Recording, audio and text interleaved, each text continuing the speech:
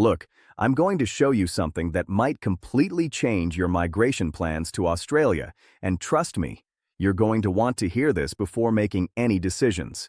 Right now, thousands of people are getting this completely wrong, and it's costing them their dream of living in Australia. Australia's housing crisis has exploded into massive street protests, with thousands taking to the streets in cities like Melbourne, Sydney, Adelaide, and Brisbane. But here's what the media isn't telling you, and this is critical if you're planning to migrate. The real story behind these protests goes much deeper than what you're seeing on your screen, and understanding this could be the difference between a successful migration and a complete disaster. Let me break this down for you in the next few minutes because what's happening right now is going to directly impact your migration journey, whether you're a skilled worker, a student, or planning to join family in Australia. The Australian government has just made some massive changes to their immigration system, and I'm going to show you exactly what you need to know. So here's what actually happened. In late August 2025, massive anti-immigration protests swept across Australia. The March for Australia movement organized demonstrations in every major capital city, with thousands of protesters taking to the streets. The protesters were chanting about housing shortages, blaming immigration for Australians sleeping on the streets, and demanding the government/migration numbers immediately. But hold on, because here's where it gets interesting. These protests featured some really disturbing elements. Neo-Nazi groups showed up. There were racist attacks on Indian Australians, and Indigenous protest sites were violently targeted. Thomas Sewell, a known neo-Nazi figure, was front and center at the Melbourne protest. The whole thing exposed some really ugly divisions in Australian society, and it sent shockwaves through the political system. Now, you might be thinking, okay, this sounds bad for migrants. Should I reconsider my plans? But wait, because what I'm about to show you is going to completely flip your understanding of what's really going on. Here's the truth that research actually shows. Multiple academic studies have proven that migrants are not causing Australia's housing crisis. Not even close. Let me give you the facts. According to the Australia Institute, residential property construction has actually outpaced population growth for the last 10 years. The number of houses in Australia exceeds the number of households by almost 1 million properties. Yes, you heard that right. There are nearly 1 million more homes than households in Australia. So if there are actually enough houses, why are people protesting about a housing crisis? This is where it gets really important for you to understand. The housing crisis in Australia is being driven by completely different factors. Decades of government underinvestment in public housing, with social housing dropping from 6% of total dwellings in 1991 to just 4% in 2021. Property speculation and investor tax incentives that favor wealthy property owners over regular people. Zoning restrictions and slow building approvals that prevent new construction. Landlords keeping properties empty as investments while people struggle to find affordable rentals. Watch this closely. Data analysis shows that immigration contributes only about 0.6 to 0.9 percentage points to annual house price growth. Meanwhile, typical annual price growth is around 5%. So immigration's impact is minimal compared to the overall market dynamics. Even more telling, in 2014, when the proportion of housing relative to population was roughly the same as today, rent price growth was just 1.2%. In 2023, it jumped to 8.1%. Same housing ratio, completely different rent increases. Immigration levels stayed similar, but rents exploded. This proves the crisis has nothing to do with how many people are coming in. But here's what you really need to pay attention to. Despite all this evidence, politicians from both major parties, the Labour government and the coalition opposition, have been using immigration as a scapegoat. Opposition leader Peter Dutton campaigned heavily on cutting immigration, claiming Labour brought in 1 million people over 2 years and created the housing crisis. Even Labour's response was defensive, with the government announcing it had already reduced migration intake. Now let me show you something that's going to blow your mind about who actually supports these anti-immigration views. Research from the Australian Cooperative Election Survey collected responses from over 4,000 voters during the April 2025 election campaign. 89% of Australians agreed there's a housing crisis. But here's the shocking part.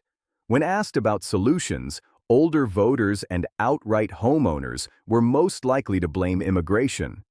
Meanwhile, younger voters aged 18 to 34, who are actually the ones struggling to find housing, prioritized rent controls, rental assistance, and public housing investment. Immigration ranked much lower on their list of concerns. The partisan divide is massive. Coalition and One Nation voters strongly support cutting immigration.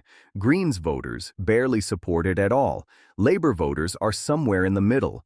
What this tells you is that immigration has become a political football used by certain parties to win votes, even though it's not actually solving the housing problem. So, what does all this mean for you if you're planning to migrate to Australia? Here's where we get to the practical stuff you absolutely need to know. Despite all the protest noise and political rhetoric, Australia still desperately needs skilled migrants. The economy depends on immigration. The aging population depends on immigration. Critical industries like healthcare, construction, engineering, and technology have massive skill shortages that can only be filled by bringing in workers from overseas. And here's the really important part. The Australian government knows this. That's why, despite all the political pressure, they've maintained the permanent migration program at 185,000 places for 2025 to 2026. That's only 5,000 less than the previous year. They're not slamming the door shut. They're being strategic about who they let in. Let me walk you through the major changes to the immigration system that came into effect in 2025, because this is critical information if you're planning to apply. In December 2024, the government introduced the Skills in Demand visa, replacing the old temporary skill shortage visa. This new visa has 3 streams. The specialist skills stream for high-income, high-skill roles with a minimum income threshold of $135,000. The core skills stream targeting areas with the greatest shortages. And the labor agreement stream for specific industry agreements. The income thresholds are now indexed annually, meaning they increase with inflation. This is actually good news because it keeps the system fair and prevents the thresholds from becoming unrealistic over time. The visa offers a more streamlined process and provides a clearer path to permanent residence than the old system. If you're a skilled professional in a shortage occupation, this visa could be your golden ticket. But wait, there's more changes you need to know about. The government also introduced the National Innovation Visa in December 2024. This brand new pathway targets exceptional talent in research, business, arts, and sports. If you're at the top of your field, this could be an amazing opportunity. The visa consolidates the previous Global Talent and Distinguished Talent programs into a single, more accessible pathway. Now, if you're a student, pay close attention because there have been some significant changes affecting you. The temporary graduate visa has been tightened up considerably. The maximum age limit has been reduced to 35 years for most streams, though there are exceptions for advanced degrees and specific nationalities. Post-study work rights have been adjusted. Bachelor's degrees now give you up to 2 years. Master's coursework gives you 2 years, and master's research or PhD gives you 3 years. The government has also tightened integrity requirements for student visas.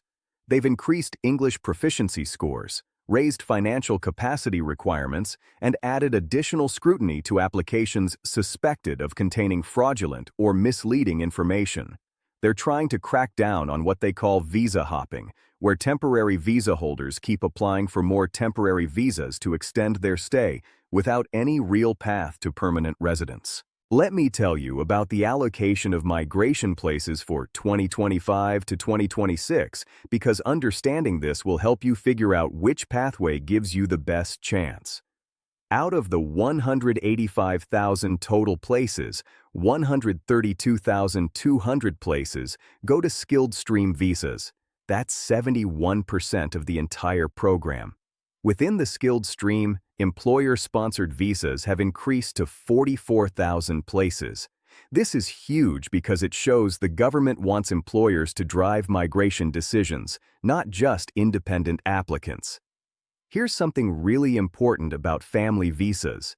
52,500 places, making up 28% of the program, go to family reunification. Partner and child visas remain demand-driven, meaning if you qualify, you'll likely get in, but you might wait longer because there's a cap on how quickly they can process applications. Now let me give you some insider knowledge about navigating this system successfully. First, employer sponsorship is now king. If you can secure a job offer from an Australian employer before you apply, your chances of success skyrocket.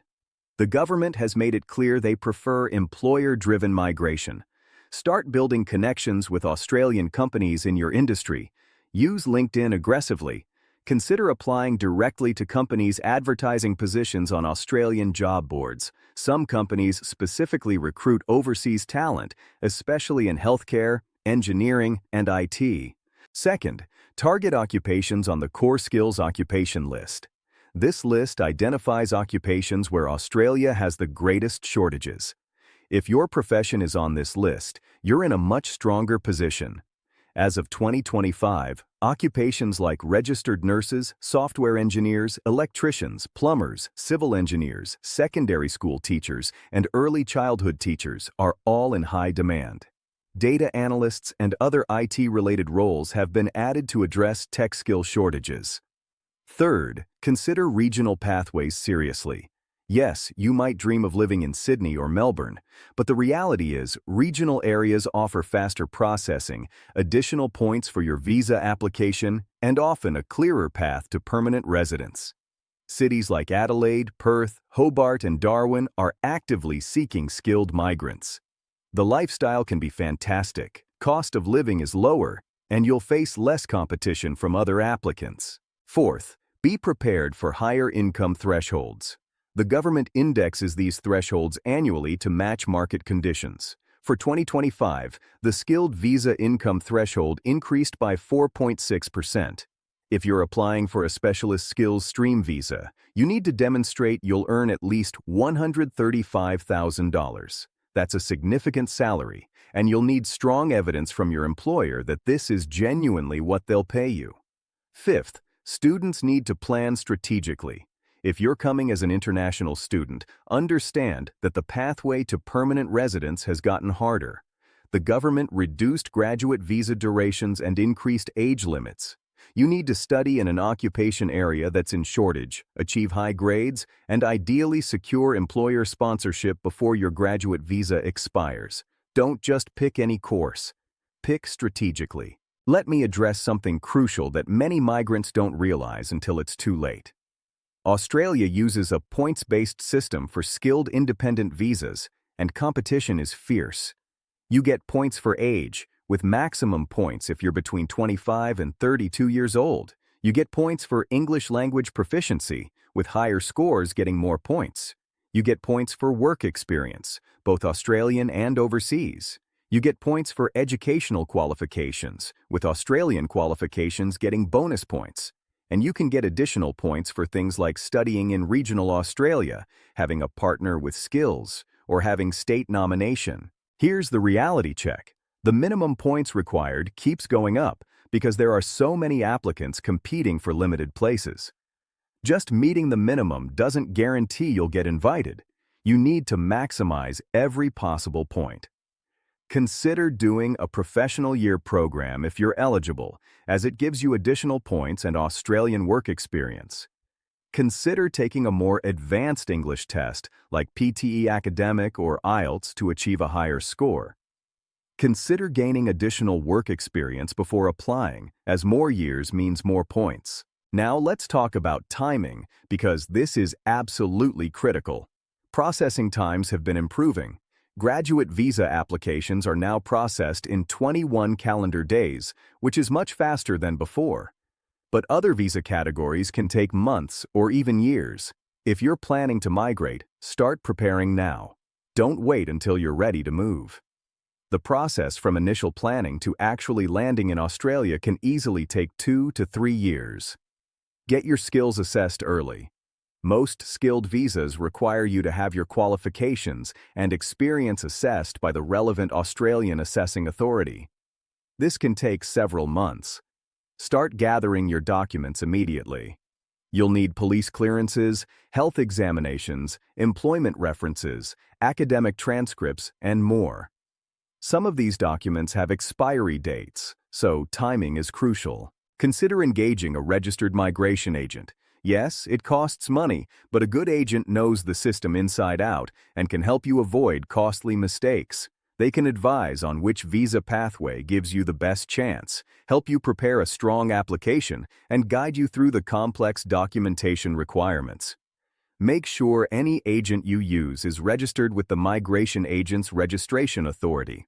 There are too many scammers out there promising things they can't deliver. Here's something about the protests that you need to understand from a practical migration perspective. Yes, there are anti-immigration sentiments in parts of Australian society, but these protests were relatively small. The largest one in Melbourne had a few thousand people. Compare that to the pro-Palestine march in Sydney in August 2025 that had 90,000 participants. The media gave the anti-immigration protests outsized coverage, but they don't represent mainstream Australian opinion. Research shows that most Australians support multiculturalism and immigration. Australia is fundamentally a nation of immigrants. Over 30% of the population was born overseas. This is one of the highest proportions in the developed world. Sydney and Melbourne are among the most culturally diverse cities on Earth. Yes, there's always been some anti-immigration sentiment, especially during economic downturns. Australia's history includes ugly episodes like the White Australia policy and violence against Chinese miners in the 1860s. But modern Australia is a very different place. The majority of Australians recognize that immigration has made the country prosperous and culturally rich. When you arrive in Australia as a migrant, you'll find communities from your home country, established support networks, and generally a welcoming environment. The protests and political rhetoric are noise. They're not the reality you'll experience on the ground. Let me give you some perspective on what it's actually like being a migrant in Australia right now. The Indian community, which was specifically targeted in some of the protests, is thriving in Australia. Indians are the second largest migrant group after British migrants. There are over 700,000 people of Indian heritage living in Australia. They're doctors, engineers, IT professionals, small business owners, students, and everything in between. Despite the ugly rhetoric from a small minority, Indian Australians are succeeding and contributing enormously to Australian society. The same is true for Chinese Australians, Filipino Australians, Vietnamese Australians, and migrants from everywhere else. Australia's multicultural policy is official government policy. There's a cabinet-level minister for multicultural affairs. The government has established an office for multicultural affairs within the Department of Home Affairs. They're investing in anti-racism programs and social cohesion initiatives. What about the housing issue, though? This is a legitimate concern you should factor into your planning. Yes, housing is expensive in Australia, especially in Sydney and Melbourne. Median house prices in Sydney are well over $1 million. Renting isn't cheap either. But here's what you need to know. If you're coming as a skilled migrant, you'll likely be earning a good salary, especially if you're in a shortage occupation. The minimum income threshold for many skilled visas is now $135,000, which is well above average Australian earnings. With that kind of income, you can afford decent rental accommodation, even in expensive cities. You might not be buying a house immediately, but that's true for most young Australians too. The home ownership rate among young Australians has dropped significantly. It's a challenge for everyone, not just migrants. And remember, if you're willing to live in regional areas or suburbs further from city centers, housing becomes much more affordable. Here's my honest advice about the housing situation. Don't let media coverage of the housing crisis scare you away from migrating if Australia is where you want to be. Yes, housing is a challenge, but it's manageable, especially on a skilled migrant salary.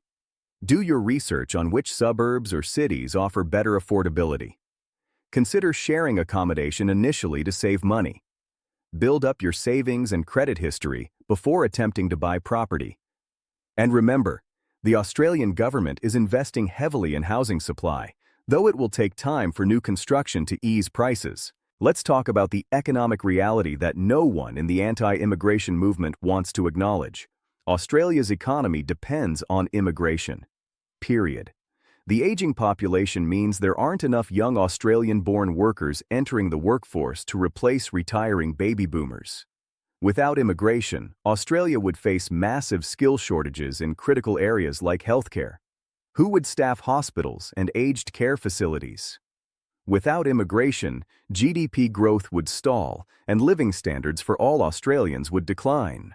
Treasury modeling shows that cutting immigration significantly would reduce government tax revenue, making it harder to fund essential services. Migrants are net contributors to the Australian economy. They pay taxes, start businesses, create jobs, and fill critical workforce gaps. Research from the Grattan Institute shows that migration could actually help fix the housing crisis if the federal government improved pathways for skilled tradespeople, because construction is one of the sectors with the biggest skill shortages. The paradox is obvious. The protesters want to cut immigration to solve the housing crisis, but reducing migration would mean fewer construction workers, which would make the housing shortage worse. It's completely backwards. This is why the government, despite political pressure, has maintained high migration levels. They know the economy needs it. So, what should you do right now if you're serious about migrating to Australia? Number 1. Assess your eligibility honestly. Use the Department of Home Affairs website to understand which visa category fits your situation. Number 2. Get your skills assessed if you're applying for a skilled visa. Contact the relevant assessing authority for your occupation. Number 3. Improve your English language skills. Take a practice test to see what score you can achieve, then work on improving it. Higher English scores mean more points. Number 4. Research occupations in demand. Make sure your profession is on the shortage list. If it's not, consider upskilling or retraining in a shortage occupation. Number 5. Start building connections with Australian employers. Use LinkedIn, attend virtual job fairs, and apply for positions directly. Number 6. Save money aggressively. You'll need funds for visa application fees, skills assessments, English tests, health checks, police clearances, potentially migration agent fees, and initial settlement costs once you arrive. Number 7. Gather your documents early. Start collecting employment references, academic transcripts, birth certificates, marriage certificates, and anything else you might need. Number 8. Consider studying in Australia if you're younger and don't have enough work experience yet. An Australian qualification can give you additional points and a pathway to permanent residence. Number 9. Be patient and persistent. The migration process is long and can be frustrating. Don't give up if your first application doesn't succeed. Number 10. Stay informed about policy changes. Immigration rules change frequently. Follow official government sources and reputable migration news sites. Here's something important about the political situation you should understand. Australia just had a federal election in May 2025, and Labor won decisively. Prime Minister Anthony Albanese's government has another term to implement its migration strategy. While both major parties talked tough on immigration during the campaign, the reality is that neither is going to slash migration numbers dramatically. The Labor government's official position is that they've already reduced the migration program from 190,000 to 185,000 places. That's a modest reduction, not a dramatic cut. The coalition opposition talked about cutting migration even more, but they also know the economic reality. When they were last in government, they ran high migration programs too. The political rhetoric doesn't match the economic necessity. What this means for you is that despite the noise, Australia will continue to need and welcome skilled migrants. The pathways might change, the criteria might tighten, but the fundamental need for immigration isn't going away. Let me address a question many people have. Should I wait for things to settle down before applying? My answer is no. Don't wait. The best time to start your migration process is now. Here's why. Processing times mean it will be months or years before you actually move, by which time the current political controversy will have faded. The system is always changing, so there's never a perfect time to apply. If you wait for everything to be perfect, you'll never apply. Skill shortages are here now, and employers are hiring now. Delaying means missing opportunities. The longer you wait, the older you get, and age affects your points score. If you're in your late 20s or early 30s, every year you delay costs you points. And finally, the housing market and cost of living issues are long-term challenges that won't be solved quickly. If you wait for housing to become affordable, you might be waiting forever. Here's what I really want you to take away from all this. Yes, there are protests. Yes, there's political rhetoric about cutting immigration. Yes, housing is expensive. But none of these things change the fundamental reality that Australia needs skilled migrants, welcomes skilled migrants, and offers opportunities for skilled migrants. The data shows immigration isn't causing the housing crisis. The economy depends on continued immigration, and the government, despite political pressure, is maintaining migration programs at high levels. If you have skills that Australia needs, if you can meet the visa requirements, if you're willing to work hard and contribute to Australian society, then you absolutely should pursue your migration dream. Don't let media coverage of protests or political rhetoric discourage you. The reality on the ground is that Australia remains one of the best countries in the world for skilled migrants to build a new life. The pathway might require patience, preparation, and persistence. You'll need to maximize your points, target the right occupations, potentially secure employer sponsorship, and navigate a complex system. But hundreds of thousands of people do it successfully every year. There's no reason you can't be one of them. The key is to be informed, be strategic, and be persistent.